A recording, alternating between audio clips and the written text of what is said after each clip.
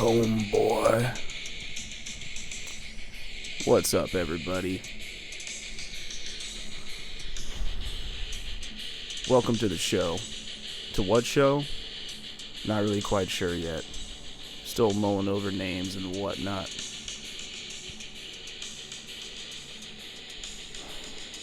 I had to have Walk as my first theme song, my first intro song. That was my first favorite heavy metal song, I guess, according to my parents. The first sentence I ever said in my entire life was, "Are you talking to me?" from that song. I was like a year and a half or some dumb shit. We don't need to keep listening to Pantera. Go away. I would love to just do a show. Hey, everyone, let's just sit down and listen to Pantera.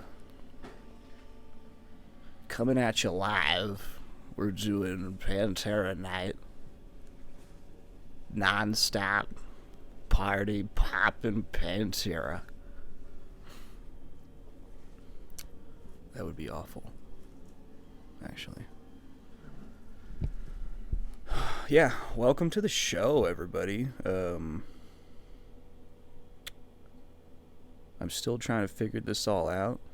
This is going to be an audio medium only, this first episode. Maybe the first handful of episodes will be this way. I'm still trying to figure everything out. There will eventually be legit video in a legit studio. But everyone's got to start somewhere, right? So for now, I'm going to start in my bedroom, sitting on my bed with my dog sleeping next to me, streaming through a pretty cheap microphone into the cheapest MacBook that you can possibly buy. It's not even a MacBook Pro. Boo. Excuse me. Edit that part out.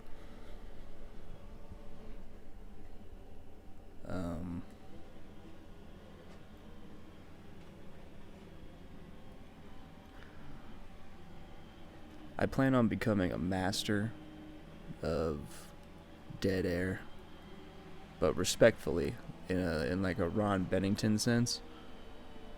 Ron Bennington is the greatest radio broadcaster of all time. And he just rides these silences in a very effective way, though. Normally, dead air is radio. It's one of the 7 deadly sins of radio. You can't have dead air. Everybody's just obsessed with filling up every single second with audio stimulation. But Ron Bennington, he, in between sentences, and sometimes in the middle of a sentence, he just has like 5 seconds of silence. And I find it fascinating.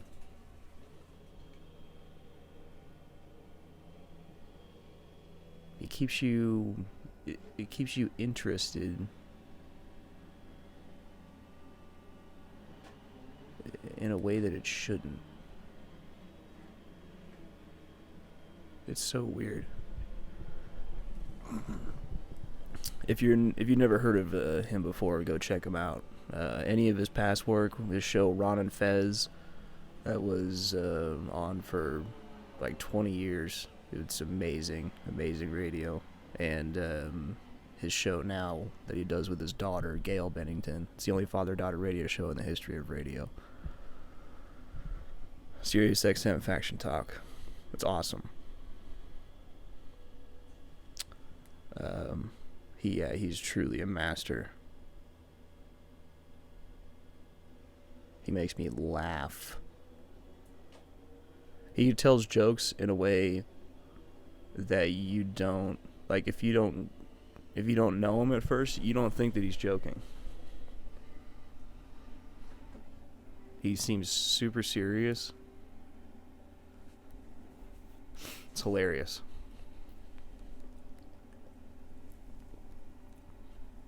I wish I had a cough button. I'm a throat clearing nothing. Ugh.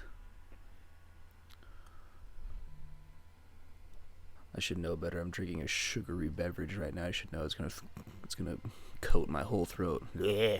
Yeah. What a great way to start my show. This one's gonna go down in the history books. For sure.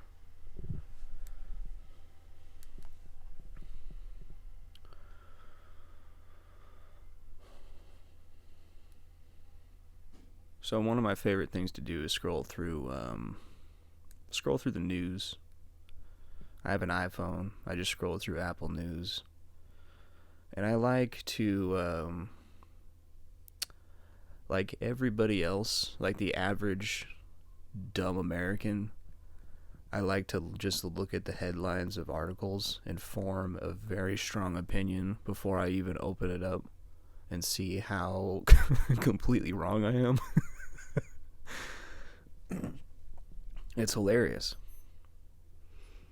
You know, like when you're looking at the news and you're reading about one thing that happened, you have to read everything that news outlet is saying and then go find another completely different one about the same topic and read everything that they have to say, and then go find a third one if you can and read everything that they have to say, and then you cross-reference and like verify each other's information, and most of the time you'll find that it's all completely different.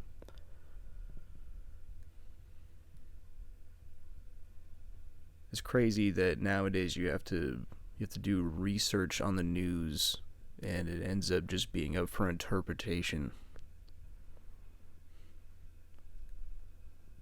There's no journalistic integrity anymore. Anyway, I digress. Yeah, I like looking at news articles. Just the headlines, though. Most of the time, the headlines are infuriating no matter what the subject is.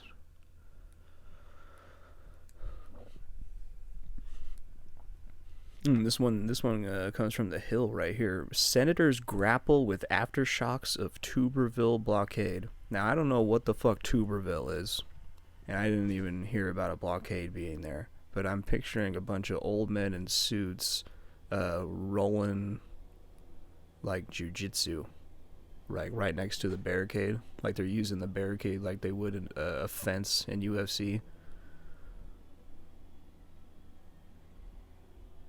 You got a guy sitting up against the barricade with another dude on top of him, and his legs are crisscrossed, Khabib Nurmagomedov style. That's definitely what's going on.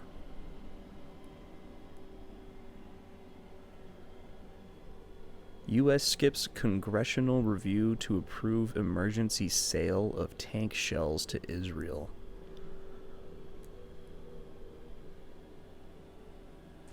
Well, I'm not even gonna form a stupid opinion about that. I'm probably just gonna edit that part out, actually.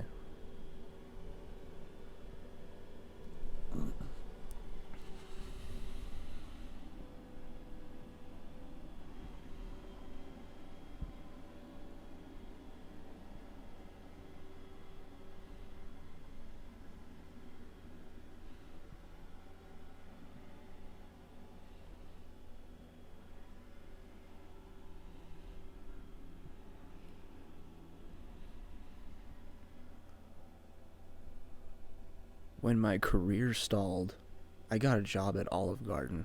I was shocked by what I experienced there.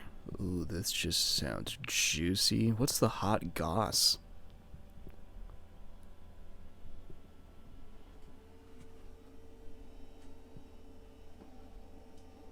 The Olive Garden attracts all sorts. I saw everyone I knew in town come through those doors, and I experienced every genre of restaurant guest stereotype.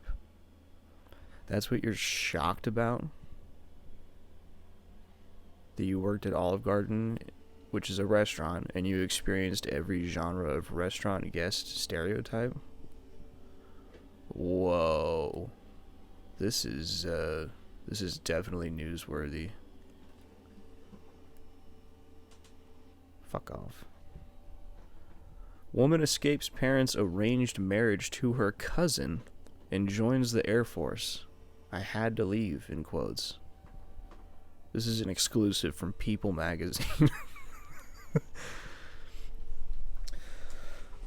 So it sounded shocking and compelling, frankly, until you read it. It's an exclusive in parentheses and by People magazine. This is a very pretty... She's a very pretty girl. They're showing her in, I believe there's a picture of her on the left from her home before she left, and a picture on the right of her all jacked in some Air Force gear now, and she's smiling super big. She looks very happy, and she looks yoked. Or she's wearing a snowsuit underneath her camo. At 19, Hamna Zafar knew she would lose her family unless she agreed to an arranged marriage with her cousin in Pakistan. However, as she was unwilling to give up her American dream of building her own life, the dutiful daughter rebelled and opted to escape to a future that led to serving in the U.S. Air Force. Quote, I always thought about my parents.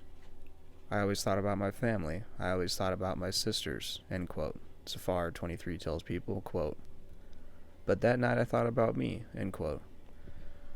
She knew that by taking that step, she would lose her extended family in Pakistan and that her parents would never forgive her and deny her contact with their two beloved younger sisters. What the fuck? It was a route that Zafar, who grew up in Maryland in an immigrant family, never thought she would have to take.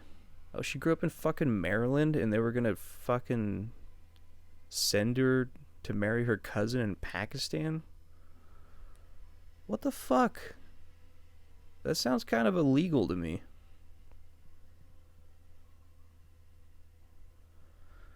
It was a route that Zafar grew up in Maryland and an immigrant family never thought she would have to take. An obedient child who made good grades, Zafar, who now spends her days protecting the base as an Air Force security defender, says she stayed close to home, cared for her sister with autism, and planned on starting a career after college.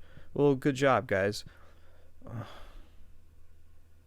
Your daughter was doing a good job of taking care of your other daughter that has autism, and you're like, let's send her away to Pakistan to marry her fucking cousin when she's like 13. As a child, Zafar says her parents didn't mind her getting an education, but insisted that she would eventually settle down as a wife and mother with a cousin chosen by them. I was just expecting my family to kind of get used to the culture in the United States, end quote, she says. Quote, growing up, they never really mentioned arranged marriage, end quote. That all changed when the college freshman went to visit Pakistan for a family trip in 2019, only to discover she was there for her own engagement party. Oh, that's fucked up. Hey, you want to go on a vacation? Come on, we're going to go see the homeland. I'm going to go show you where I grew up. It's going to be fucking awesome. I'll show you the sights. You'll get to meet all my old friends, the old family. You're going to get very familiar with the family. Ugh. This poor girl. They're showing like one of her school pictures from Maryland. She's just smiling up at the camera with these big doe eyes, not even knowing what her future is gonna hold, what her future has in store for her. Ugh. Quote, I thought it was a normal family trip to Pakistan. Then I saw the jewelry, the dresses, I was stepping into my 20s, and they wanted to make sure I knew I was engaged and not laying eyes on other guys. Oh my god. Like, it's like her right to do. How dare you pursue a man outside the family in America? You piece of shit. You little whore. You fucking whore. Get out of our house.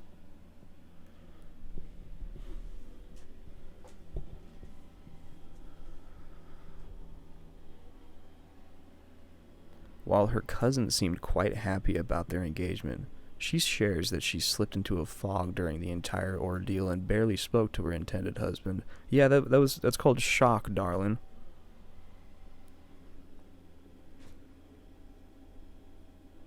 Quote, I was just trying to swallow that pill. I was trying to comprehend what was really happening to me. End quote. After the festivities and visit, the family returned to the U.S., where Zafar tried to reason with her mom. Quote, my parents are very traditional and never adapted to American culture. That's why they took me to Pakistan to get me engaged. Yeah, I'll say. Maybe I'm very, very super duper American, but this whole situation sounds fucked up to me. I've only been to 2 other countries outside of America, and it was on a fucking cruise. I went to the Bahamas, and then I went to Sint Maarten, the Dutch Caribbean island. And, so I was a little sheltered there. You're a little sheltered when you're on a cruise doing a shore excursion, protected by the cruise company. If you die or whatever, the cruise gets a bad rap. It's like someone dying in Disneyland. They don't really want that to happen. I just totally lost my fucking train of thought. Fucking stoner. Hold on one sec. Let me backtrack. Backtracking.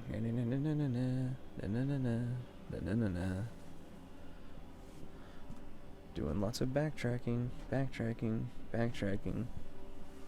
Doing lots of backtracking. I'm 20 minutes in.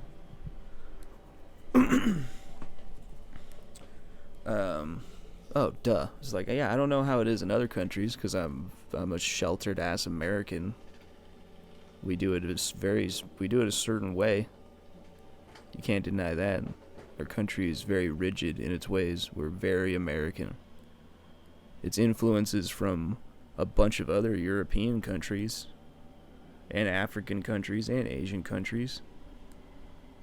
It's all blended together, mishmashed together to create this American mindset and philosophy and tradition. And this whole fucking scenario just seems so out of the box to me. But to these people, this girl says her parents never assimilated to American society. They were like, fuck the Americans. They say that you can't marry your fucking cousin here? What the fuck is wrong with these people? We can't tell our daughter to marry her cousin legally? This bullshit. Yeah, this just seems fucking crazy. Ugh. This poor girl, too. That's what I would do, too, if I ran to this country, like, and you find out what the military gives you, if you join the military and you commit to them, like, everything they offer you, food and housing and a college education eventually. You can buy a house with $1, just $1 down via the GI Bill. That's a pretty cool one. I know my parents have taken advantage of that several times. Actually, probably twice now. Anyway, it's not relevant to the story. But that's exactly what I would do too if I was in her case. She immigrated here. The best thing that she could do, the easiest fucking job, basically, to get, is signing away your rights and joining the military. She moved to America, immigrated here, got all the American rights, and then she joined the military and signed away those rights temporarily. She's still in service, so you technically, I mean, let's be honest, you're technically a government slave when you're in the military. I'm not all fucking hippie preaching fucking you're just sheep, government slaves. Oh no, I love the military. I have military in the family. A lot of Marines, few Army, few Navy, I believe. Air Force, maybe. Yeah, but mostly Marines. I respect the military a lot, but that's just kind of what happens. You sign away your freedom for a couple years while you're serving them, like you do the government's bidding, basically. I just think that's kind of funny. That's what they used to do to people in the 1800s and shit. They would have, like, the military would have these fucking, like, recruitment stands right off the ships in Ellis, at New York when they would be coming from Ellis Island. These people would literally walk off the fucking boats with their families, and they would be like, hey, you're guaranteed a wage, you're guaranteed food. Fight for us. We got some genocide to commit. Ugh. It's kind of a play from the old English playbook. I just said the same word twice in a sentence. It's awesome. Good job. Press ganging people to join the English Navy back in the day. Get them all fucked up on rum. They wake up on an English ship in the middle of the ocean. Somebody going, you're in the Navy, boy. Aha. Did you enjoy your rum drinks, lad? That's an old Robin Williams bit.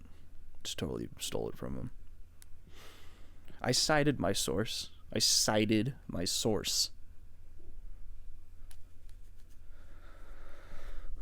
fucking mind-boggling to me. I gotta get back to this. I gotta find out how this ends. After the festivities and visit, the family returned to the U.S., where Zafar tried to reason with her mom. Oh, I already read that.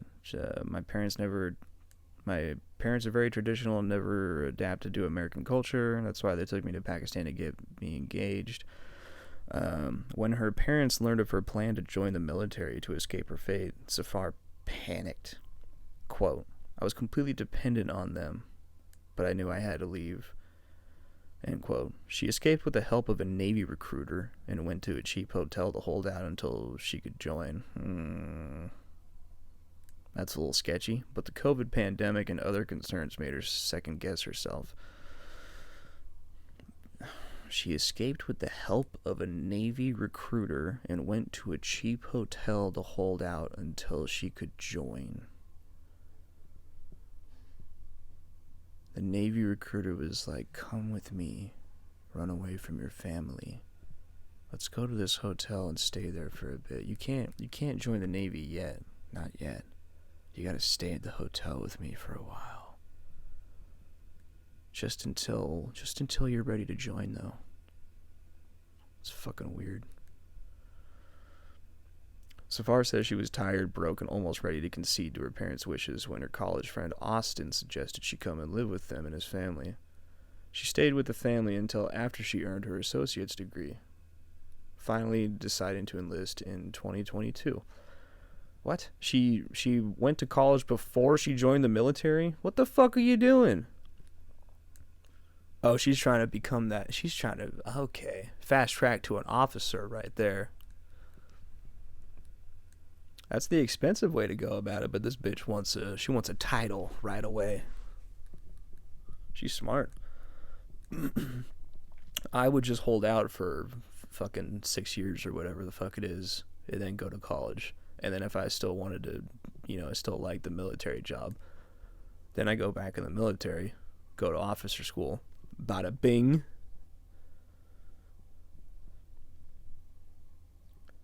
What? This, okay. Quote, wait, what? Finally deciding to listen in 2022. This is a weird quote. Or I don't even know who this Claudia bitch is. Oh, it's her adopted mom. Okay, her adopted mom in America.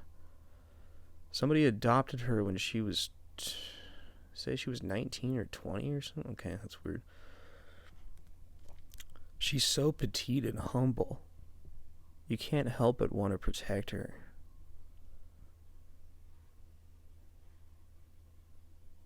When we dropped her off at basic training, she looked so tiny I started crying. My husband said she's tiny but she's strong. Isn't that adorable?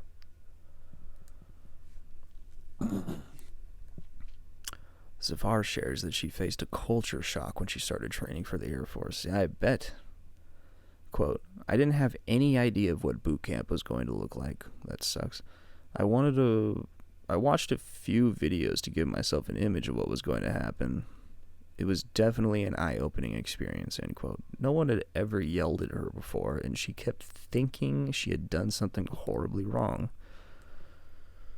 Yeah, isn't that...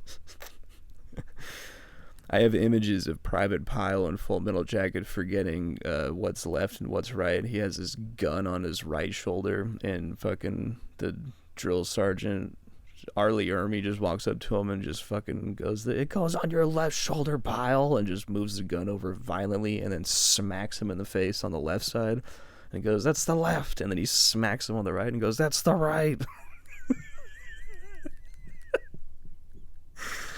I hope nobody did that to her though. She's so petite, as her mom would say.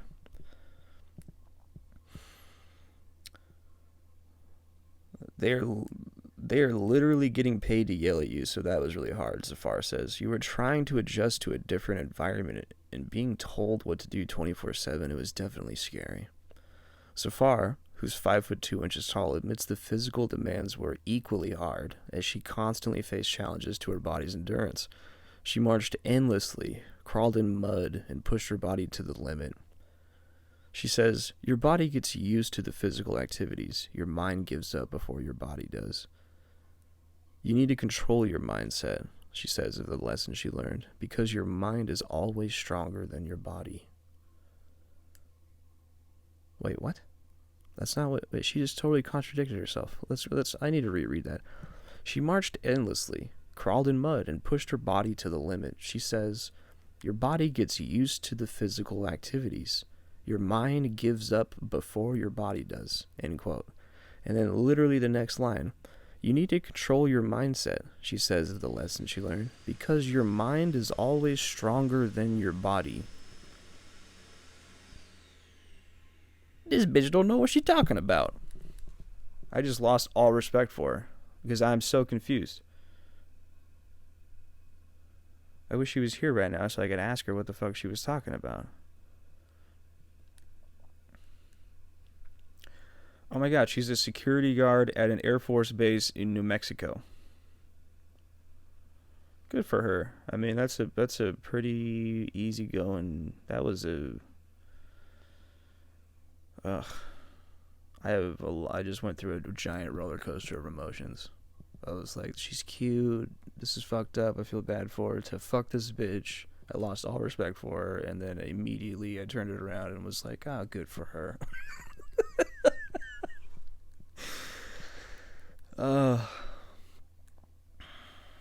Tell me you're bipolar without telling me you're bipolar. I got a lot of issues, folks. I'm dealing with them, though. With my new show called Therapy.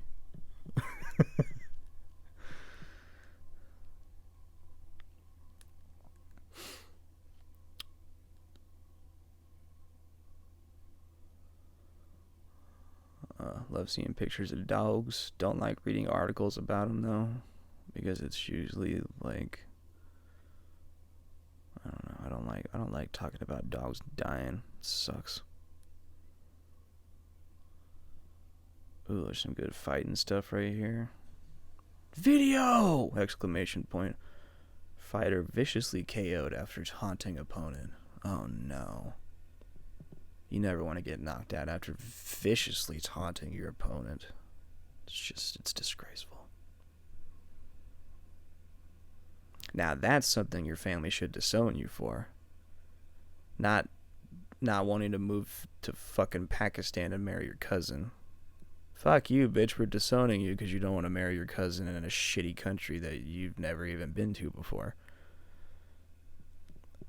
But if she was a fighter and she was a cunt, and she was fucking being all cunty and taunting her opponent, and then she got knocked the fuck out, then her family can be like, you just disgraced the fuck out of us. We taught you better than that. We're disowning you.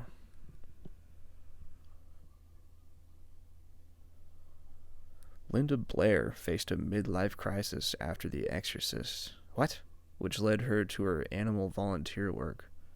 Didn't she do The Exorcist when she was like fucking 12 years old? I'm so confused. The actress and activist, 64.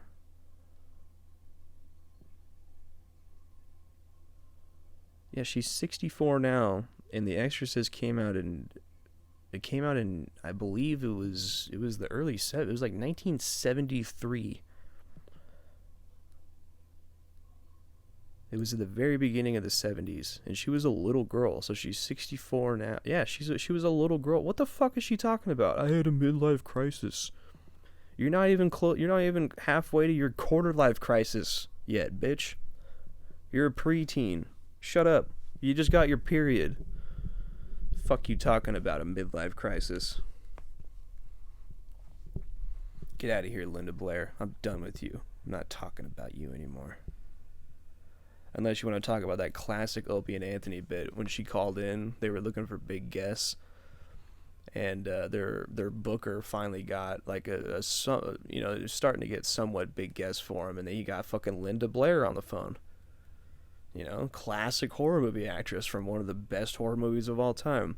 And right as soon as she calls up, they're like, Linda Blair, welcome to the Opie and Anthony show. And she's like, hi guys, thanks for having me. And they just go, the power of Christ compels you. The power of Christ compels you. The power of Christ compels you. The power of Christ compels you. The power of Christ compels you. And they just do it until, like, they do it for what feels like a half an hour, but it's like a minute and a half before she finally just gives up and hangs up the phone. Oh, I loved it. It's just classic shock jock behavior right there. I love it. I could just do a podcast just talking about Opie and Anthony. I could fill up so much time just breaking down old Opie and Anthony clips. Let me jot that down. Hey Siri. Remind me to do a podcast breaking down Opie and Anthony clips.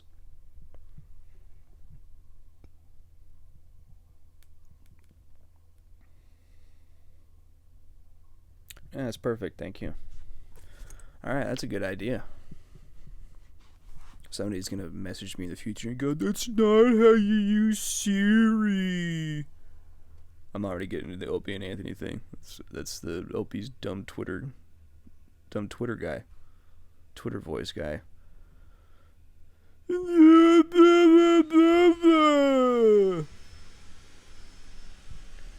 God damn it. Fucking Roomba's coming in here right now. This is how low tech and just despicable this setup is. I'm looking at a bunch of garbage on the floor. There's a fucking Roomba coming in my room.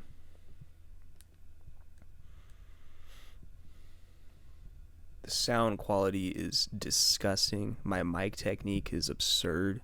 I'm going to look back. I'm going to listen back on this and just try and do my best to mix the sound to catch everything that I'm saying. I feel like I'm like Colin Quinn. Like eventually, like I just get away and then I'm sitting out here talking with the microphone super duper far away from me. It's like I feel like Jim Norton should be here going, in the mic! There's a microphone in front of you. So stupid. Yeah, there you go. Get right up on it. Yeah, that sounds good. Ooh, I'm getting all sensual. I can do ASMR. No, I'm not gonna do that. This is good. This is a good distance right here. I got a pop filter. I bought a mic through the Apple Store, so you know it was $10 million. And it's probably not even that good. I don't even want to give the name of the microphone away because I don't want people to be like, oh yeah, dude, you suck. I'm not going to listen to your shitty show while you're talking through this shitty microphone. It's actually not that bad. Apparently, you can record string instruments and shit with it very effectively. I guess it's a pretty good. It's a cheap studio microphone, like a music studio microphone. They compare it. In the ad they compared it to like a $10,000 studio microphone, and this was like $400.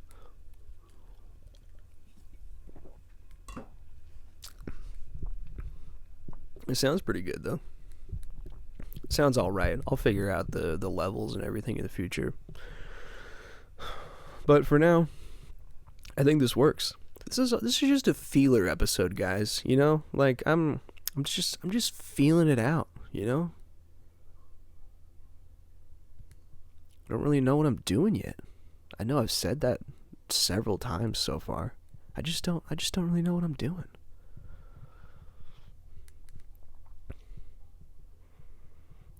This whole first episode is a mic check. Check, check, check, check. How are my levels? I'm talking to my producer over there in the corner that's invisible. Hey man, how are my levels doing? Yeah. Okay, they're good. Okay, all right. I guess they're okay for the first episode for an invisible producer. To invisible producer standards, an imaginary invisible producer, my levels are okay. So I'll accept that. I might be losing my mind. I'm planning on moving to the Caribbean in the near future. I'm getting out of the mining, the gold rush hellhole that I find myself in now.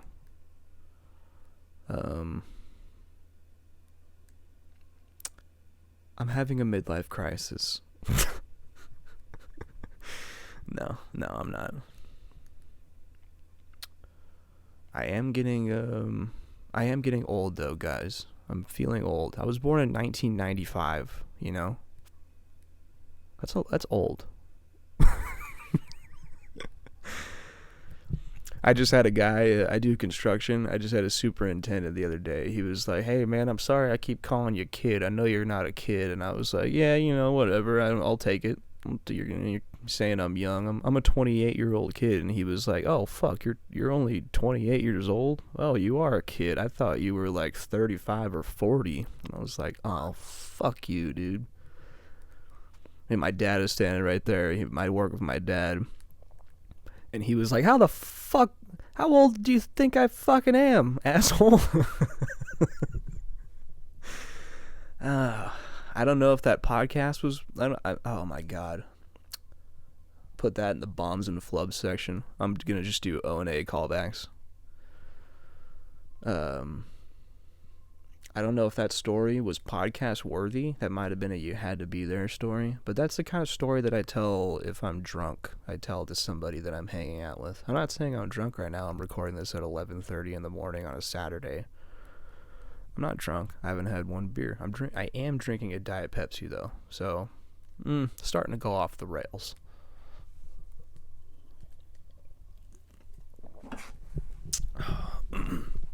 Wow, I just picked up my dog scratching her her silly dog belly on my microphone. I just heard it in my headphones. Oh no. Hold on a second, folks. Quick technical glitch. My laptop that I'm recording this on is at 6% battery, so I'm just gonna go ahead and plug my charger into my dongle here. Boop. Plug that bad boy in. There we go. Alright, now I'm golden. Let's see, how much time do I have left? I've been going for 45 minutes now. It's a good time. It's a good amount of time. Oh man, I could easily do an hour-long show of O&A shit, just breaking down old Opie and Anthony stuff and commenting on it. I think people could dig that.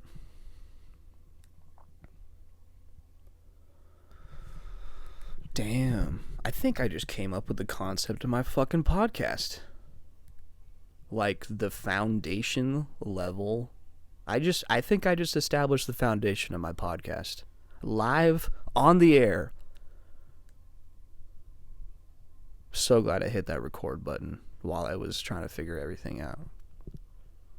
This is fucking awesome. I hit record just on a whim before I was testing the playing walk. Seeing how I was going to play my intro song and record at the same time. I'm not really good at computers. I was good on Microsoft Windows XP. I could fucking slay Windows XP. I could code. I used to know HTML when I was in high school. God damn it. I can't do anything on computers now. I took like 10 years off from using computers, and now I'm fucked. I just got a MacBook. I've never used Mac before, haven't used computers in like 10 years, and I'm fucked. What am I supposed to do? Hire a producer right off the bat? I'm fucking poor. I'm trying to save up money so I can move to the Caribbean and hide from my problems. Hide from all my negative feelings. Yeah, I can't I'm living in a fucking bedroom in my parents' house, for Christ's sake. For Pete's sake.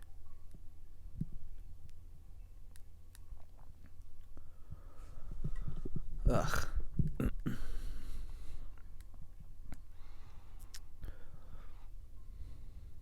I want to move relatively soon, too. I don't want to just keep fucking living in my parents' house and doing construction.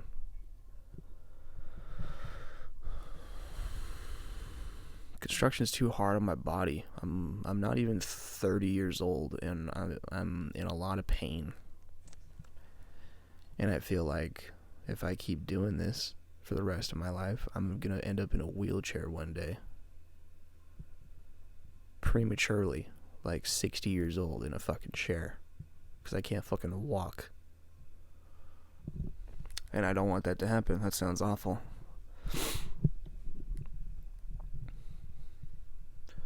My grandpa had both of his knees replaced before. This is a fucking stupid story. Nobody wants to hear this. My grandpa had both of his knees replaced. Shut up. Moving on. Let's see. So I could find an Opie and Anthony segment, and I could play it, break it down, pause and laugh, talk about who's being an asshole. Ooh, I could break down some of their old fights, show the hypocrisies in some of their old fights. Oh, man. I'm an avid student of Opie and Anthony. Avid. I grew up listening to them ever since they came on XM. I grew up in California, Northern California, let's just say. Oh, I already said Gold Rush. Yeah, do the math. Yeah, as soon as they hopped on XM, I was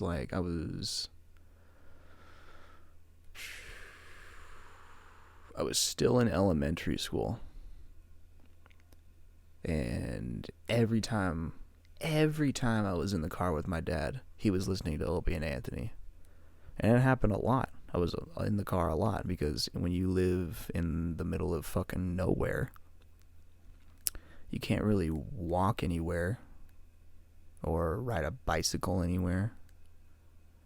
You have to get in a car and drive like 20 miles to the closest grocery store.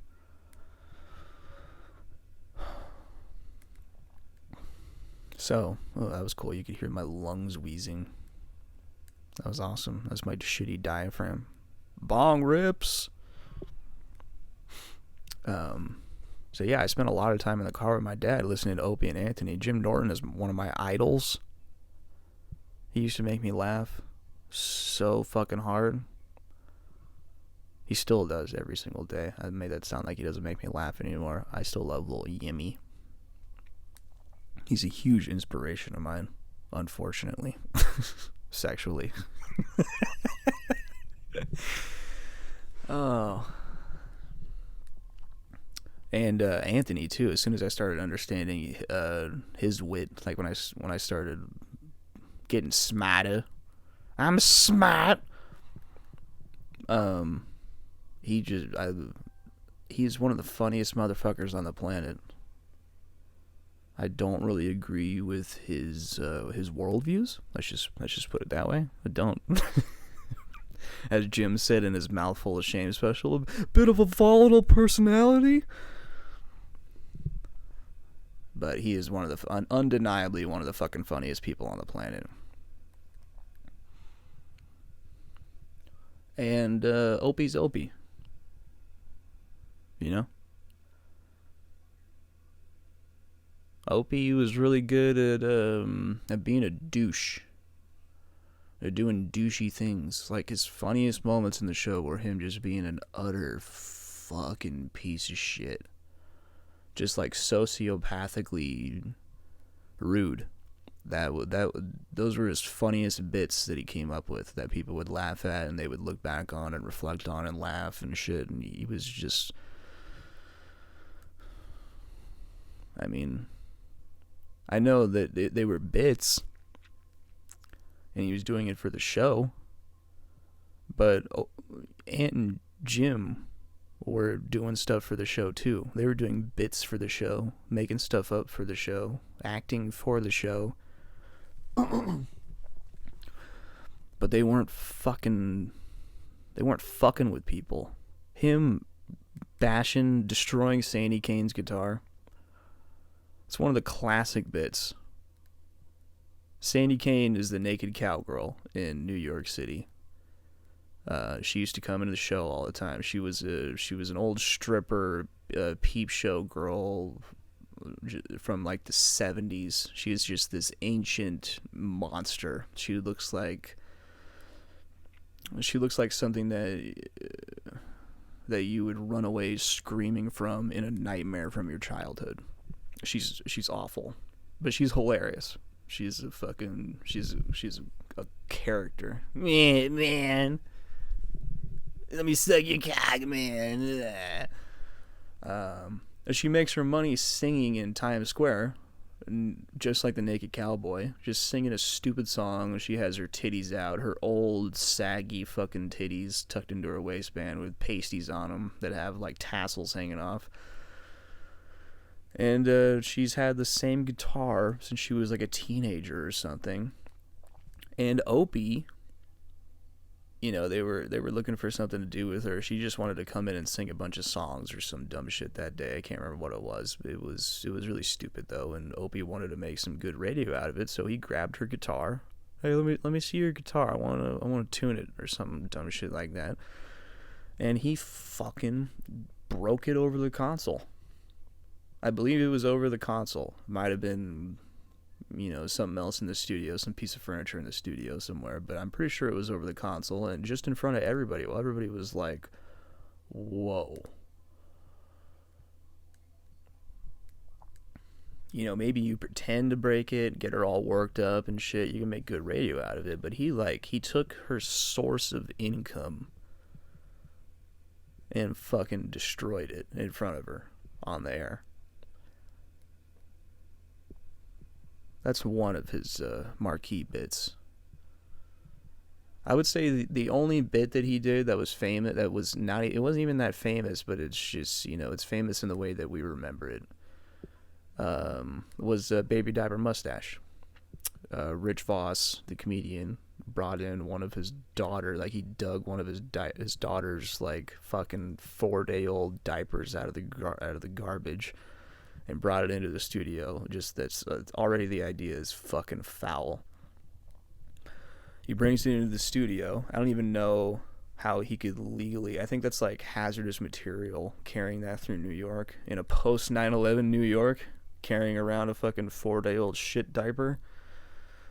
Anyway, he brings it into the studio. They open it up. Opie fucking dips 2 fingers into it and gives himself like a fucking, like a Fu Manchu, like one dot underneath the nostril, whoocha, and then another one underneath the other nostril, and a whoocha outward. Like a, it's a Fu Man Poo, or a Poo Manchu.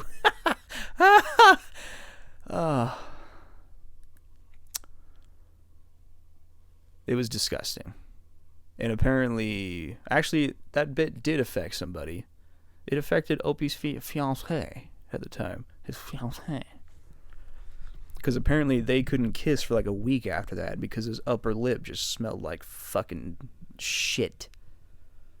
How disgusting is that? And he wanted that to be like a viral fucking video. Like he thought that was gonna make him radio famous. Whoa, you see this guy? This shock jock over here? He gave himself a baby diaper mustache. What a douche.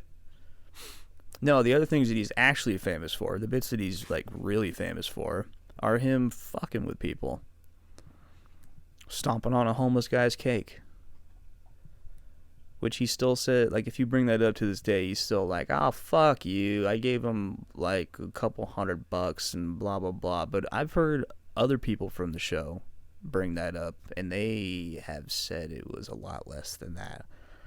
I won't give a specific number, but I've heard it was a lot less than $200.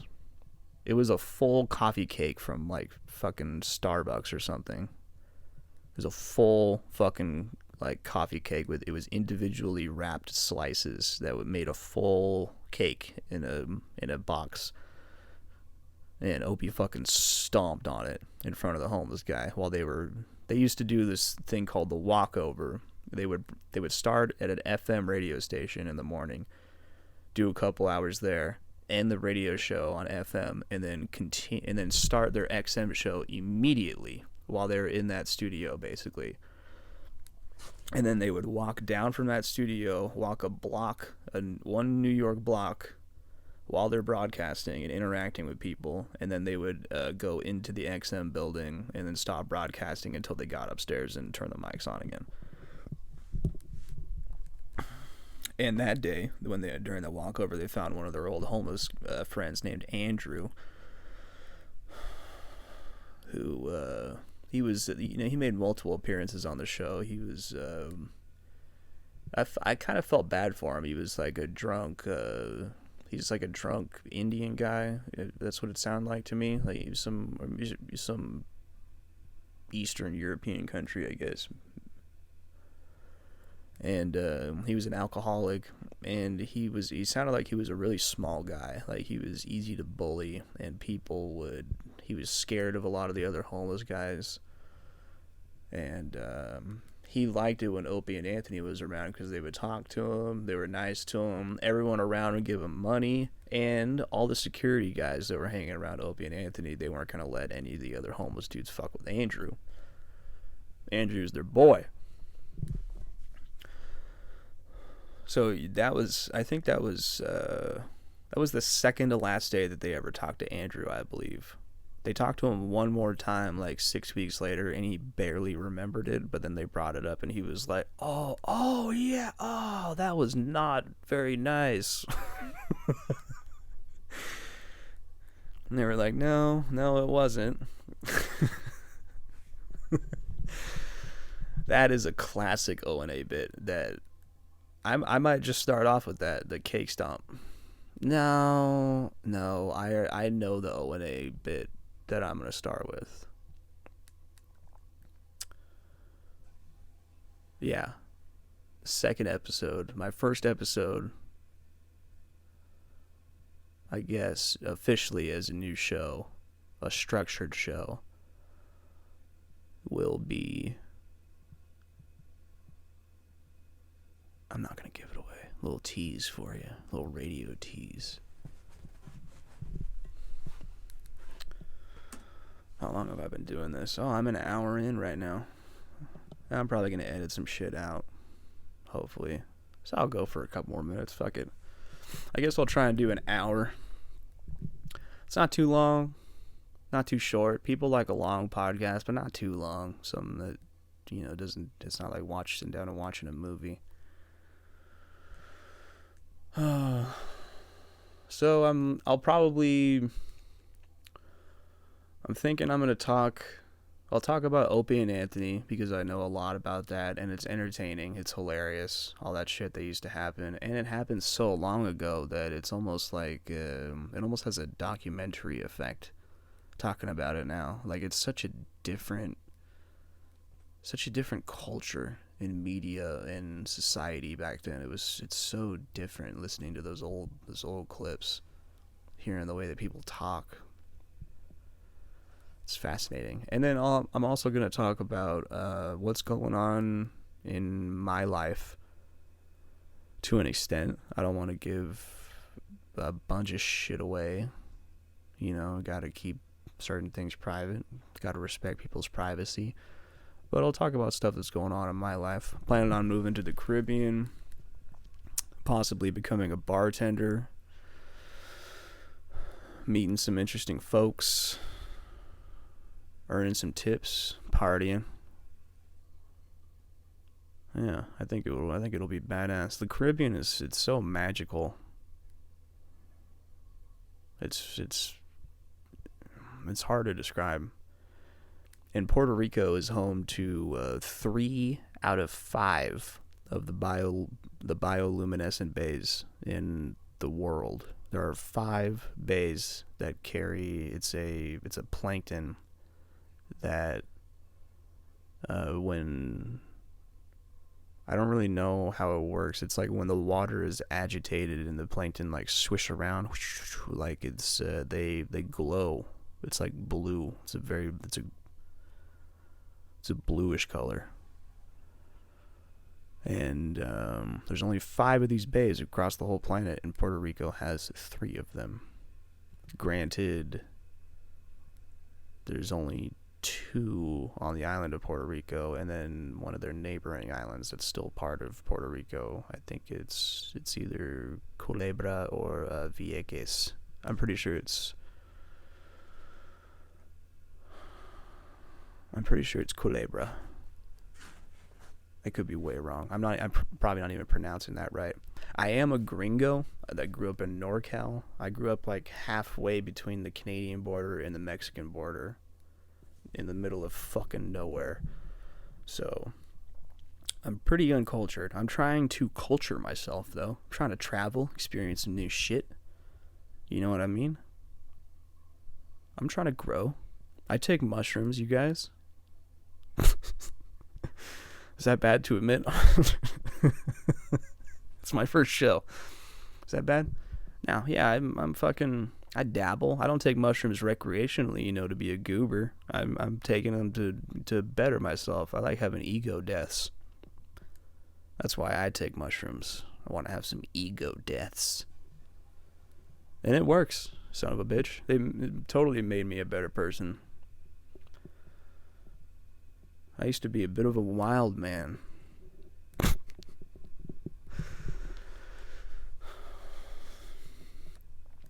I mean, I guess I technically still am. I'm quitting I have a job in California working commercial and residential construction. I'm learning a trade that I've never seen another young person learn. It's a trade that's going to be in high demand in probably 15 years. Maybe I'll come back to it if I can. Yeah, I am just abandoning that high-paying job to go move to a country that has their economy, let's just say, it's not even a country, it's a colony, a U.S. colony, technically. It was a Spanish colony before, and then America just came in and stole it from the Spanish, and we're in charge now. It's a U.S. colony. Nobody talks about that, though. Let's just shh. We're not allowed to talk about that. Don't bring up the fact that Puerto Rico is a U.S. colony. We don't like talking about that. Their economy is significantly. Let's just say California's economy is one of the most expensive economies in the world.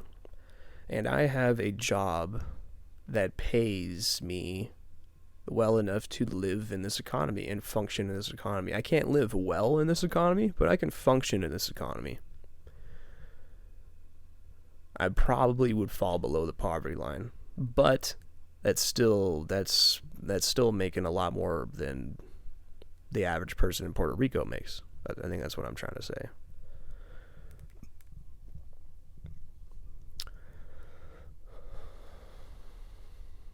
So I'm going to be moving there. I don't even have job security. I'm going to be changing careers, which is risky in itself. I got to learn a new trade. And I'm going to be getting paid less. I'm also trying to work at a resort too, so I'm not taking a job away. I'm not taking any money away from any of the locals. You know, growing up in California in a gold rush area, I feel like I've taken enough from the locals. You know what I mean? Just do a little history into Tom Sutter and how he established Sacramento, and oof, it's disgusting.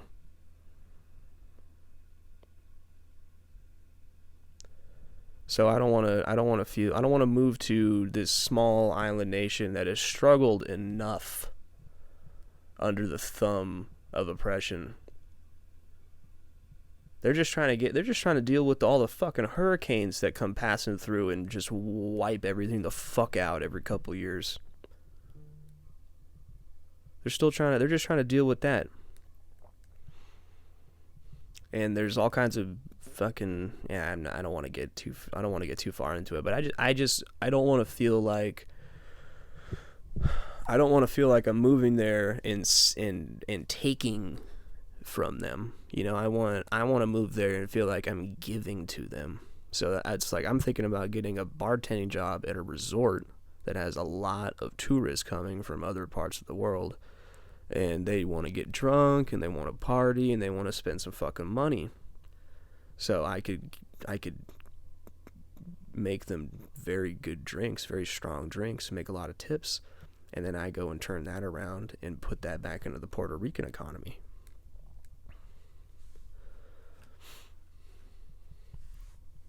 And I'm not, obviously a Puerto Rican could have that job too. But I feel like they don't want to see that. I feel like the average, I could be wrong, but I feel like the average Puerto Rican doesn't want to work at a shitty white people resort, like a shitty fucking upper echelon Beverly Hills-y cunty resort, like a Hilton, and deal with all those cunty fucking rich pricks that will go in there, you know? I don't really want to do it either, but I could deal with it. Because I grew up around those people, kind of. As soon as you drive out of the mountains down into the valley of California, you start getting to that. The whole Central Valley is lined with cunty rich people, as well as struggling poor people too, impoverished. There's lots of cunts though. There's lots of people where you're like, are you from Beverly Hills? You gotta be from Beverly Hills. Pasadena? And they're like, no, I'm from here. You're like, what? You look like you're from the Real Housewives of Orange County.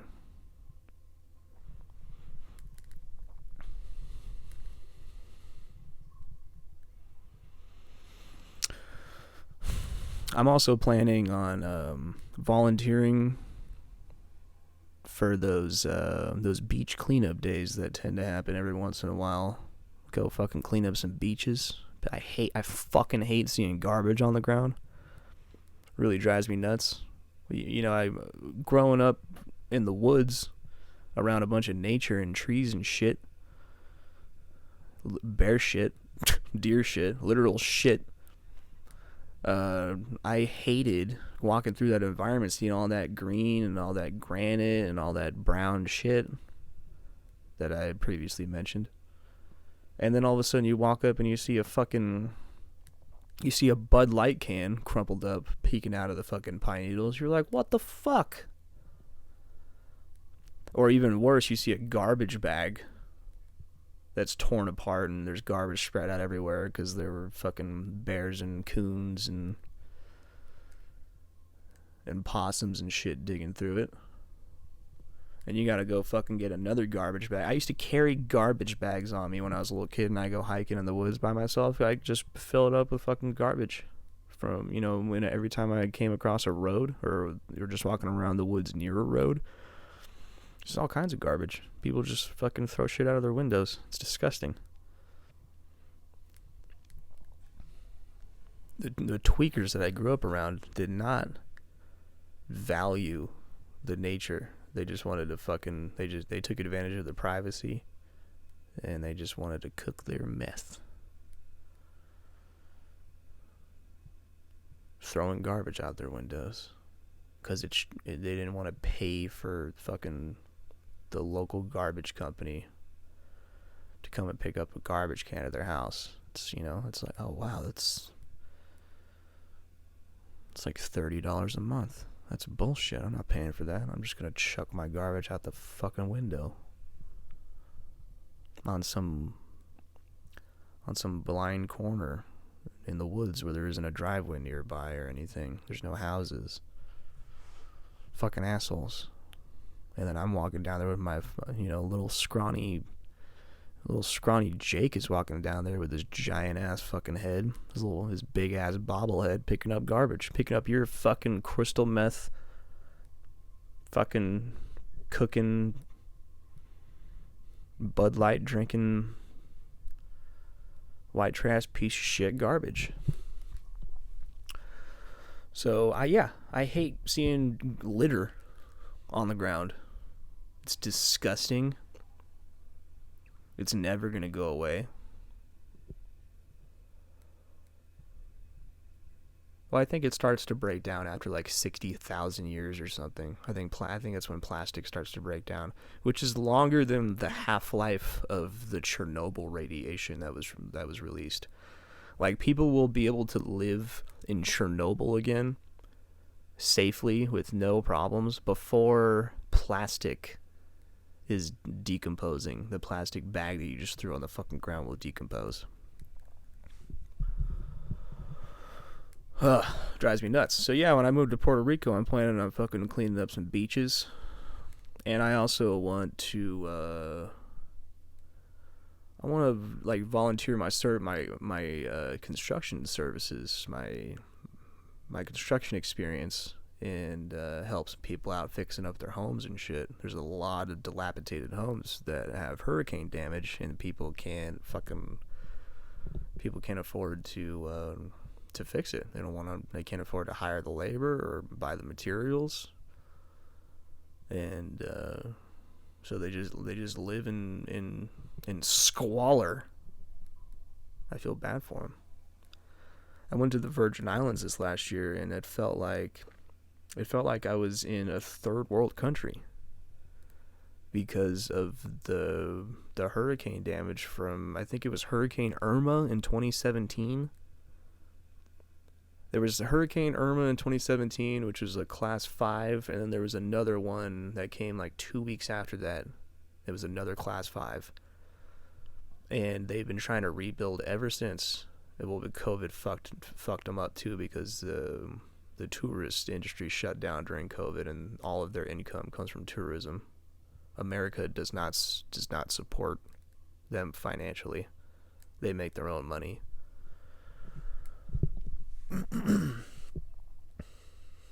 And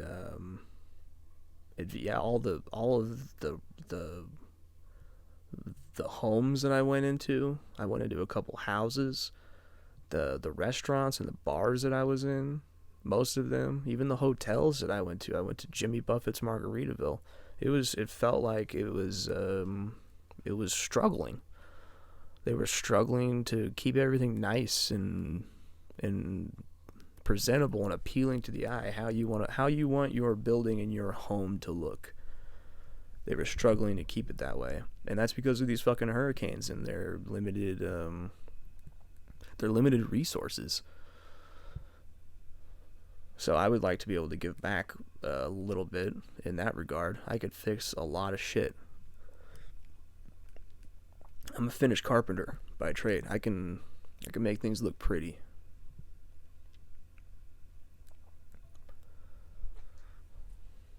Really pretty. When I care. When I care to. Oh. Well, you know what, folks? I think I'm going to call it. This is a great feeler episode. Just figuring shit out, like I said 20 fucking thousand times before this. Figuring out my mic technique, where I want to talk, and what levels I want to talk in, what distance I should talk in, all of that good jazz. I came up with my premise today on the air, which is kind of cool. Most of the time you don't get to hear or see the podcast get created. They usually don't hit the record button before they figured out what they're going to do. Revolutionary.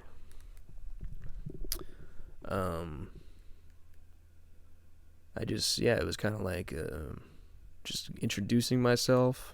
Not really. I said my name once.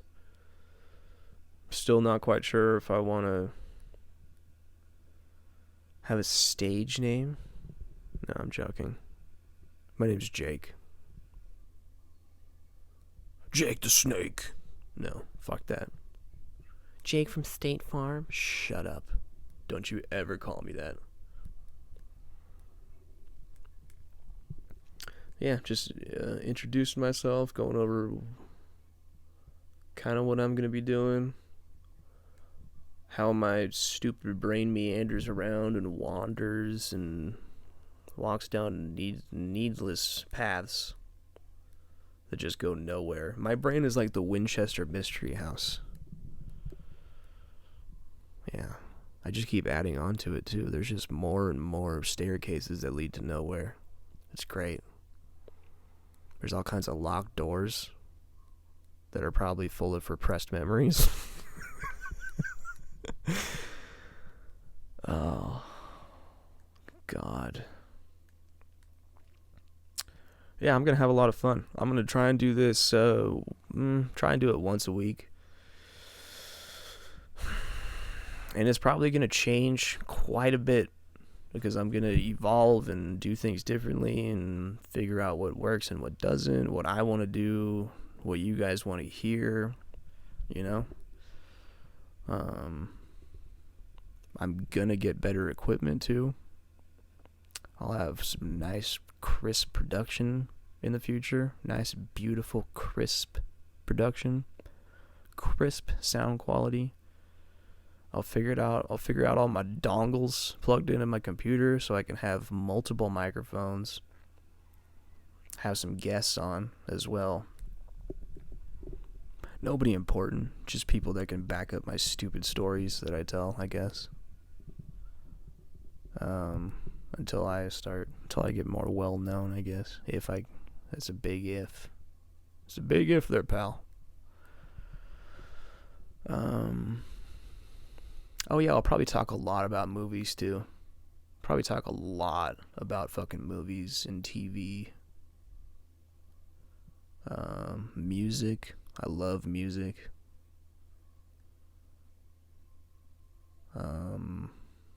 Yeah. This has been a lot of fun, guys. Make sure to hit that like and subscribe. Tune in for more. See you next week.